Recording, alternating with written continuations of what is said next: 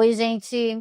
Eu estou trazendo aqui com vocês um projeto muito interessante, que é reunir pessoas com gabarito, com conhecimento, com expertise, para a gente conversar de maneira leve, fluida, trazendo muita informação, muito conhecimento para todos vocês. E hoje, para dar início, eu trago com vocês aqui uma querida, que é a doutora Cecília Camilo, que vai conversar com a gente com as novidades que existem nos métodos laboratoriais para a saúde da mulher. Diretora clínica do Laboratório Reunidos, que é um ícone na nossa cidade, todos vocês conhecem, evidentemente. Então, nossa convidada está aqui. Seja muito bem-vinda, doutora Cecília Camilo. Fala pra gente, então, as novidades que estão aí no mercado, que a gente sabe que o Laboratório Reunidos está assim, up to date em tudo isso. O que tem de novo na pesquisa laboratorial da saúde da mulher? Eu sei que tem muita coisa, vamos pontuar aí as coisas mais importantes que você, mais do que ninguém, está apta a nos contar essas novidades. Doutora, tem muita novidade por aí, realmente. Eu quero começar felicitando a senhora por esse projeto maravilhoso, que é o Café com Saúde, né? Levar informação de valor, mas de uma forma leve, né? Para a população, para as pessoas, para as mulheres que querem saber um pouco mais sobre cuidados de saúde. E quando a gente fala em abordagem laboratorial hoje, nossa, tem avanços assim bastante significativos. E o maior desafio é trazer esses avanços para o Amazonas, principalmente um estado aonde, quando a gente fala em saúde da mulher e a gente olha para câncer de colo de útero, os nossos números, né, chamam a atenção. Então, a gente percebe o quanto é importante trazer esses avanços, né, na área laboratorial, de metodologias mais assertivas, né, para a nossa realidade amazônica. E esse vem sendo, né, o grande objetivo do Laboratório Reunidos. Então, a gente tem muita novidade mesmo. Vamos começar um pouquinho. Vou fazer uma pergunta para a gente dar um start. Aproveitando o mês que foca na saúde, na prevenção de câncer, né, tanto de mama como colo do útero, você tocou no ponto interessante que é a prevenção do câncer de colo. Conta pra gente, porque é uma coisa muito nova que está sendo inserida agora nas mídias, a mudança do rastreamento do câncer de colo. O que tem de novo para que as mulheres consigam entender o que continua valendo e o que elas podem agregar nos exames anuais na questão laboratorial? Então, doutora, essa nova diretriz do Ministério da Saúde, né, para o rastreio do câncer de colo, aonde o Papa Nicolau, que é o velho conhecido das mulheres, ele sai um pouco de linha e a gente começa a falar em rastreio com métodos moleculares para o HPV, né, que é o agente que realmente é considerado o maior responsável, né, pelos tumores de colo de útero. Então, quando a gente pensa em métodos moleculares, a gente sempre procura buscar o que tem de mais assertivo. Nós sabemos que a detecção de múltiplos alvos, ou seja, quando a gente pesquisa vários tipos de HPV na amostra, sempre pode escapar algum tipo. Isso pode acontecer assim, lá na bancada, lá na rotina laboratorial. E aí é muito importante você escolher tecnologias mais avançadas, mais inovadoras, que consigam pegar genótipos de HPV na amostra, mesmo que o número de cópias seja muito baixo. E aí o que a gente tem de novidade, né? É justamente trazer uma metodologia que consiga pegar os genótipos de HPV mesmo em cópias muito baixas, inferior a 5. Então a gente está com esse teste, com essa metodologia nova no laboratório. Também a gente via muito a pesquisa do HPV de alto risco, apenas 14 tipos, e aí a gente vem também adicionando, a gente vem com um teste novo que adiciona mais 4 genótipos no alto risco, né? A gente pesquisa 18 tipos, e tem muita novidade aí nessa esfera de câncer de colo de útero. A gente tem um exame novo também, que as mulheres às vezes não conhecem. Vamos falar daquele que detecta as principais doenças sexualmente transmissíveis, que hoje é interessante, é importantíssimo as mulheres fazerem anualmente, porque algumas são assintomáticas e podem então tratar mesmo antes de desenvolver algum problema, né? Fala um pouquinho desse teste. Porque, na verdade, as infecções sexualmente transmissíveis, elas são causadas por micro-organismos, né, que eles não só causam sintomas, né, muitas vezes perceptíveis, ou muitas vezes pode ser silenciosa essa infecção, essas infecções elas estão envolvidas também com a persistência do HPV, e a gente tem um exemplo claro de uma infecção por clamídia ou uma infecção por Neisseria, que nem sempre esses sintomas são tão perceptíveis, porque não tem aquele corrimento vaginal abundante. No caso desses agentes aí, o que a gente percebe, né? Às vezes é uma dor no baixo ventre, né? Isso. Que a mulher muitas vezes pode associar a outras causas e não investigar. E aí, quando a gente associa o teste de HPV com um teste para detectar esses outros agentes que são causadores dessas infecções, a gente começa a ser mais assertivo também, até mesmo no clearance da infecção pelo HPV. Porque se você trata esses agentes, você aumenta a probabilidade o quê? De eliminação do HPV. E é um exame, gente, que nós podemos fazer na mesma coleta. É importante falar isso, né? Porque às vezes a paciente não sabe e acha que são exames diferentes e que tem que ser feito em momentos diferentes. Não, é feito na mesma coleta. Sim. Quando ela for no médico, que o ginecologista fizer a coleta, ou no próprio laboratório, quando esse colega encaminha para ser feita a coleta dentro do serviço já. Então, o laboratório está super à frente, né? Trazendo toda essa tecnologia de ponta para Manaus, e nossas mulheres amazonenses têm à disposição Isso, mas a possibilidade. É que, por exemplo, lá no Laboratório Reunidos, no nosso setor de biologia molecular, a gente consegue ter hoje 2 tecnologias consecutivas, então a gente faz o teste. Muitas vezes, por exemplo, se tiver um DNA de HPV inválido em uma amostra daquelas, a gente repete no outro equipamento. E aí a possibilidade de fazer pareado esses testes aumenta muito também a assertividade e a precisão. E uma coisa também interessante eu estou olhando para infecções sexualmente transmissíveis, né, doutora? Onde eu tenho esses testes que eu posso fazer, associar a detecção do HPV com o teste de IST. Tanto o IST, que detecte 7 agentes, quanto o que amplia essa pesquisa para micro-organismos que causam lesões genitais também, como o treponema, como herpes, como hemófilos do Cray. Então, todos esses testes a gente está oferecendo lá. Essas pacientes, elas recebem o resultado com 24 horas, porque todos os exames são processados em Manaus mesmo. E o mais interessante é que hoje a gente também está trazendo outras novidades, porque não são só os agentes de infecções sexualmente transmissíveis que precisam ser olhados. A gente precisa também olhar aqueles patobiontes, ou seja, aquelas bactérias que elas habitam ali o microambiente vaginal, mas que elas podem ter em algum momento a sua abundância aumentada e contribuir também para essa persistência do HPV. E também causar sintomas assim que incomodam, né? Corrimento. Então, é o caso das vaginoses bacterianas. As vaginoses bacterianas, elas são causadas por bactérias que são anaeróbias. Então, se você pede uma cultura de secreção vaginal, você não vai conseguir cultivar essas bactérias. Entendeu? Não é um método assertivo. E agora, com a pesquisa pelo método molecular, por PCR, você consegue detectar desde Gardnerella, desde a Topóbio, Megasphaeria, Leptotrichia, enfim, vários gêneros bacterianos que estão associados à vaginose bacteriana.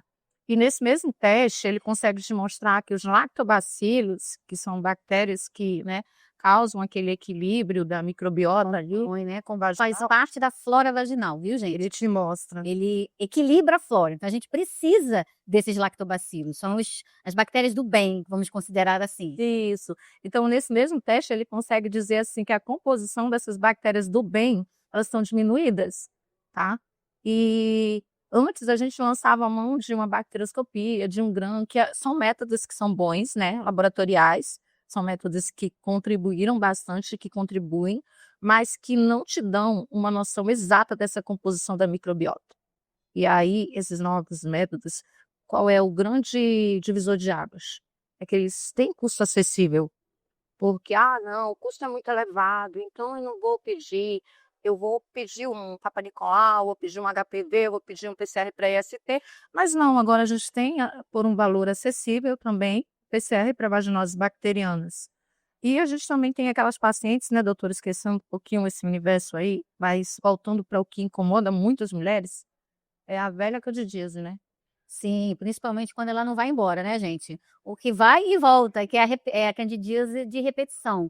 E a gente tem uma grande parcela das mulheres que tem uma dificuldade em relação a isso, né? E hoje existem exames voltados para a detecção do tipo de cândida, especificamente, e que nos ajudam a poder melhorar o espectro de tratamento dessas mulheres. Fala um pouquinho disso também. E, eita, isso aí é um problema, né, que a gente tem bastante, né, as mulheres.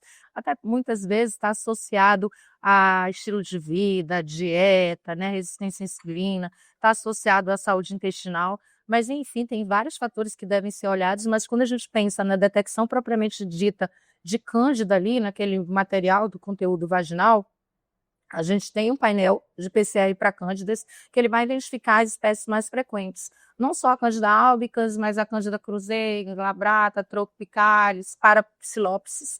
Então, eu consigo dizer qual é a espécie de cândida ali que está causando essa infecção. E por que eu preciso saber a espécie?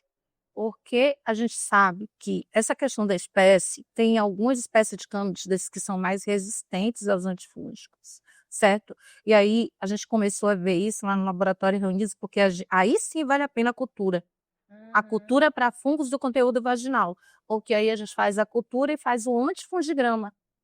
E nós estamos trazendo uma novidade, é que o nosso antifungigrama, até um mês atrás, ele saía só com 9 antifúngicos.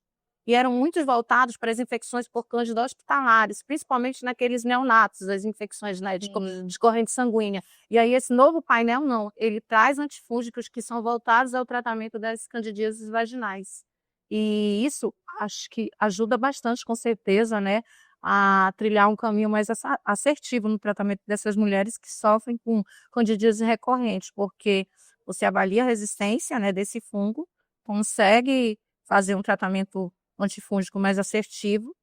E sempre eu costumo falar que candidíase de repetição, doutora, não é só olhar a resistência do fungo, é olhar o estilo de vida, é olhar todas aquelas outras questões. É multifatorial, né, tem que realmente orientar a paciente, tem que mudar várias coisas, desde a alimentação, todo o hábito de vestuário e fazer uma pesquisa ali de questão de deficiência vitamínica para ver a imunidade dela, então uma série de coisas, tá, gente. Mas fica a dica para vocês que estão sofrendo com a candidíase de repetição, para levar para o médico que acompanha vocês essa notícia de que é possível hoje fazer essa identificação com maior assertividade, com maior clareza, que pode ajudar no tratamento de vocês. E falando um pouquinho ainda, doutora, desse tema, né, que eu gosto muito da candidíase de repetição, porque eu vejo o sofrimento, né, das pacientes que têm esse problema, é que muitas vezes, se as mulheres têm supercrescimento de fungo no intestino, você Isso. vai ter também uma colonização abundante ali no microambiente vaginal. E aí eu preciso olhar o intestino dessa paciente. Então, assim, hoje a gente está também com marcadores de saúde intestinal, é uma coisa, podemos dizer, mais nova, né, para esse tratamento de candidíase, é um novo olhar. É olhar a saúde intestinal, olhar se tem supercrescimento de fungos, e aí olhar também marcadores de saúde intestinal, não só olhar metabolismo, resistência à insulina, mas a senhora falou uma coisa muito importante também, imunidade. Porque a gente sabe que pessoas que têm deficiência lá nos mecanismos da imunidade inata, entendeu? Por exemplo, as vias das lectinas lá que combate fungo, então se pessoas que têm essa deficiência na imunidade inata, elas vão ter uma facilidade de ser colonizadas por cândida, que é um patobionte, né, que ele está ali normalmente na vagina. Então isso ajuda também a entender que, além de tratar a cândida vaginal, você também tem que melhorar a tua saúde intestinal, né, porque senão não vai conseguir realmente ficar livre da cândida durante muito tempo. Aí vamos mudar para um outro assunto, que eu acho que também faz parte do universo, assim, que as pessoas têm muito medo, né. Hoje, todo mundo sabe, existem marcadores tumorais, né, e as mulheres acima dos 40 anos, elas devem, todas elas, tendo histórico familiar ou não, já está inserida numa pesquisa desses marcadores tumorais mais comuns, né, voltados para o câncer de ovário, intestino, de útero e tudo mais. Vamos falar disso. Vocês têm esses marcadores tumorais dentro da pesquisa, dessa oferta de leque de exames para a saúde da mulher, Cíntia? A gente, na verdade, os marcadores tumorais, hoje eu vejo que eles fazem parte da rotina da maioria dos ginecologistas, né, da solicitação, acho que talvez anual, PCA 125, e outros marcadores, né? Hoje, por exemplo, para câncer de ovário, eu tenho, não é nem para o rastreio mais, eu tenho uma mulher que tem uma massa no ovário, e aí CA 125 é um marcador que é só para massa, pode ser tá aumentado em benigno ou maligno. Eu posso associar com antígeno HE4 e ter um índice Roma, que é um índice de malignidade ovariana, que eu estou dosando no sangue dois marcadores, que é o HE4 e o CA 125. E eu consigo fazer um índice a partir da dosagem desses dois, que vai me dizer se essa massa é benigna ou maligna. É um marcador que ainda não tem sido usado com tanta frequência no Brasil, mas que a gente vê que nos Estados Unidos e em outros países, ele tem sido utilizado com bastante frequência já, tá? Acho que um dos grandes desafios da prescrição era o custo e também a questão de não ter um código dentro da ANS para poder realizar a prescrição, né? Mas hoje ele também já está liberado até no SUS, viu, gente? Então fica a dica aí para as usuárias do Serviço Único de Saúde, Mas acima dos 40 anos, conversar com o ginecologista no seu exame anual, de solicitar. Se ele não pedir, você lembra, olha, doutor, eu queria fazer aquele marcador, aquele exame de sangue, que é indicado das mulheres acima de 40 para fazer o rastreamento de algumas doenças malignas. Acho que é super válido, super importante isso. E a gente tem tecnologia para isso, tem laboratórios adequados, tem capacidade técnica para fazer esses exames de modo eu gosto correto. assim, de lembrar que esses marcadores, muitas vezes, eles só se elevam quando o tumor ele já está com uma massa maior, né, já está num estágio, e aí eles não são os métodos de escolha na prevenção. Lembrando que aí nessa área, os exames de imagem, eles têm um peso muito grande, né, doutora, nesse rastreio. O ideal é sempre você associar, né? Consulta médica, os exames laboratoriais realizados num serviço de boa qualidade e os exames de imagem. É um combo que a gente oferece para o paciente. Quando a gente trabalha na saúde da mulher, a visão tem que ser realmente global e a avaliação não precisa ser global também, né? Gosto muito também quando a gente fala em prevenção, desses exames genéticos, por exemplo, antes o BRCA1 e o BRCA2 eram exames considerados muito elevados o valor. E Olha a realidade, né, de muitas mulheres. E aí quando a gente tem, hoje foi desenvolvido um teste, que é o Somos Mulher, que são 53 genes que são estudados, mutações nesses genes associadas a alguns tipos de câncer, por exemplo, câncer de mama, de ovário, e ele faz a detecção de BRCA1, BRCA2, acho que o TP53, outros genes que também são importantes. E nesse mesmo exame, você não foca só em tumor, em câncer, você foca também, por exemplo, em trombose. Então, por quê? Mulheres jovens, muitas vezes, elas começam a fazer uso de anticoncepcional e muitas vezes elas têm uma predisposição para eventos, né, tromboembólicos, e essa predisposição genética, ela precisa ser pesquisada. Então, eu olhava algumas manchetes que dizia, a mulher antes de 25 anos começou a utilizar anticoncepcionais orais, teve uma trombose e aí evoluiu a óbito. A minha filha, quando entrou nessa fase, a primeira coisa eu digo, vamos fazer aqui alguns marcadores genéticos. E é legal esse exame também, porque ele estuda também alguns genes que estão associados à infertilidade. Por exemplo, mulheres que têm duas mutações no gene MTFRH, elas podem ter uma propensão maior à perca no primeiro trimestre da gravidez, né? Tem a questão da trombofilia também, né? Isso. Que hoje está sendo muito falada, né? Detecta todos os marcadores de trombofilia, doutora. É muito Olha que legal. interessante, gente. Então é um único exame e vale a pena vocês saberem que existe, né? Porque muitas vezes, durante uma consulta médica, é tanta informação para o colega, ou se você não for exatamente no especialista, nem sempre você vai realizar os exames de uma maneira global, mas se existem casos, se existem sintomas que podem sugerir alguma alteração, por que não fazer o exame? Eu acho que é isso que é importante, vocês tomarem conhecimento e saber que existe na nossa cidade locais com capacidade técnica e qualidade para fazer. Acho que o mais importante é oferecer segurança, a mulher ela tem que se priorizar. A gente agora está no Outubro Rosa, então é um mês que sempre lembra para a mulher o quanto é importante ela priorizar a sua saúde, os seus cuidados em relação a algumas situações que muitas vezes passam o ano inteiro, né, esquecidas. Aí agora eu vou fazer minha mamografia, vou fazer o rastreio do câncer de colo de útero, enfim, vou fazer um check-up geral, né? É o que a gente fala. Mas assim, acho que o ano inteiro a gente tem que se priorizar, né? muitas vezes a gente prioriza os filhos, né, doutora? Prioriza o É verdade. trabalho, prioriza O Outubro Rosa ele vem com essa função, né, de alertar a gente e falar assim: "Olha, se eu não fiz meus exames até aqui, eu preciso fazer, porque o ano está terminando para e e eu cuida de preciso, você. ó, eu tenho que me cuidar", certo? Mas é claro que você não precisa chegar em outubro para fazer isso, você tem ali o ano inteiro para fazer no melhor momento que seja adequado para você. Procurar seu médico, procurar um bom laboratório que te ofereça todas essas tecnologias, esses recursos diagnósticos, para que você fique bem, sabendo que está ok, né, e com segurança, como disse a Cecília. Vamos falar de uma coisa que é importante para muitas vezes para muitas das nossas ouvintes aí. Os convênios, a saúde suplementar, ela está, incorporando todos esses exames que nós falamos aqui, ou a paciente ela precisa arcar com esse custo caso o convênio dela não tenha essa opção? Muito bom a senhora tocar nesse ponto, porque até uns 4, 5 anos atrás, o ambiente não era muito acolhedor não, para nós mulheres, entendeu. Então muitas vezes os planos, né, os convênios, eles não acabam com os custos dessas novas tecnologias. E aí, por exemplo, para HPV mesmo só tinha captura híbrida, então só era coberta essa.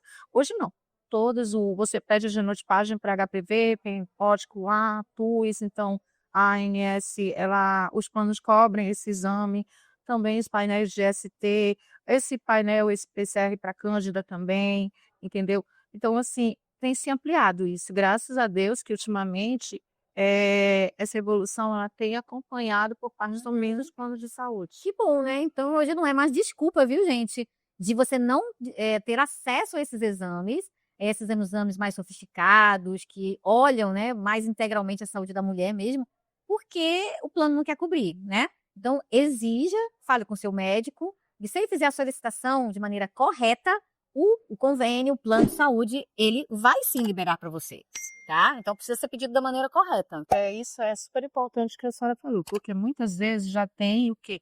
A descrição ali de como você tem que solicitar o exame, para que não haja uma glosa ou para que o plano realmente autorize a realização desse exame, né.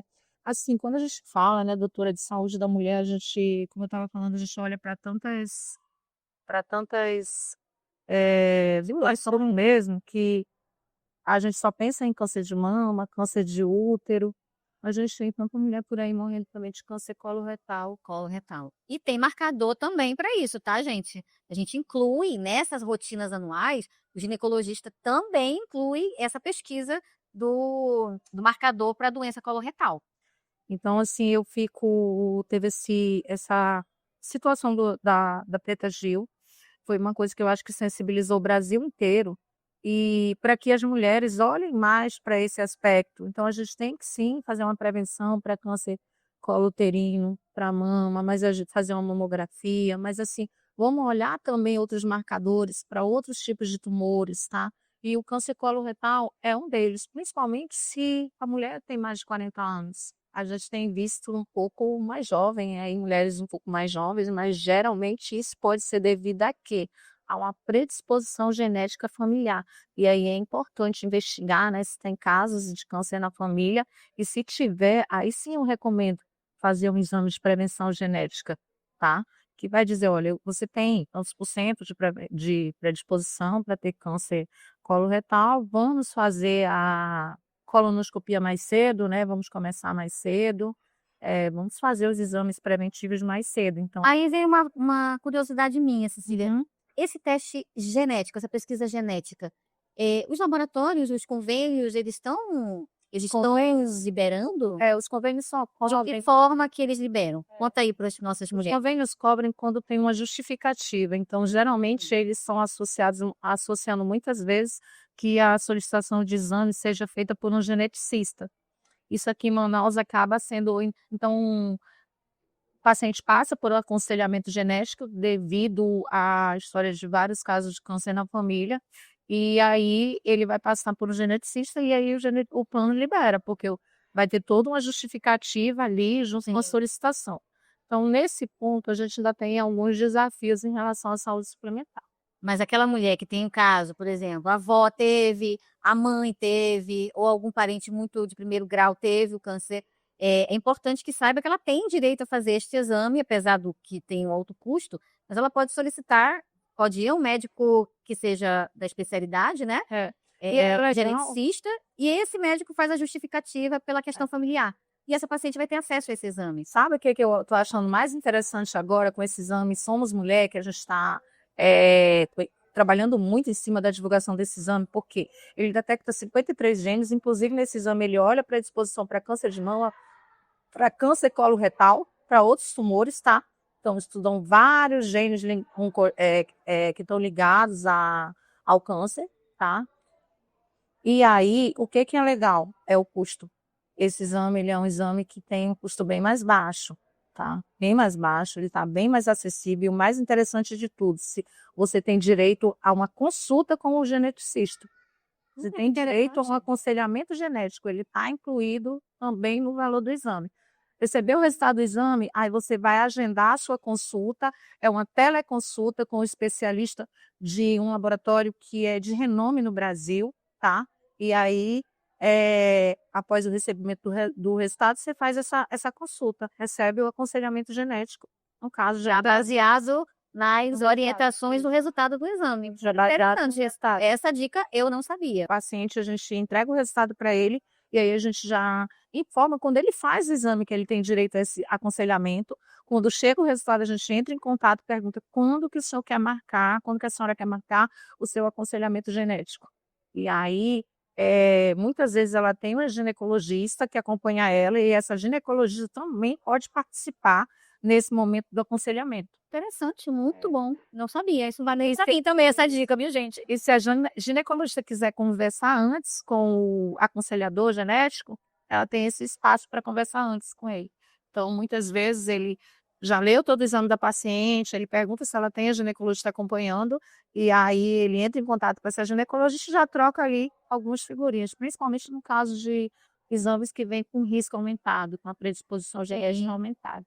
Tá vendo como café com saúde é interessante? Também tô aprendendo com vocês. Essa dica eu não sabia. É bom, Mas Cecília, tentem apoiar, sim, a gente precisa, gente, o médico, ele precisa ter a parceria de um bom laboratório, de uma pessoa de dentro do laboratório, para que a gente possa ligar, tirar as dúvidas, porque errar pode acontecer. Então, se você, médico, você faz um exame, a sua paciente tem uma queixa e esse resultado que você recebeu, ele não está satisfatório ou não está condizente com a tua ideia, suspeita clínica, que a gente chama, a gente tem total liberdade de ligar para esse laboratório, de falar com a pessoa responsável por esse laboratório, como é a Cecília, e trocar ideias, trocar figurinhas e dizer, olha, eu quero que você repita, porque não estou achando legal, ou então me esclarece que resultado foi esse, porque não está batendo com a questão da suspeita clínica. Então a gente troca ideias, né? E isso engrandece muito, às vezes, o diagnóstico,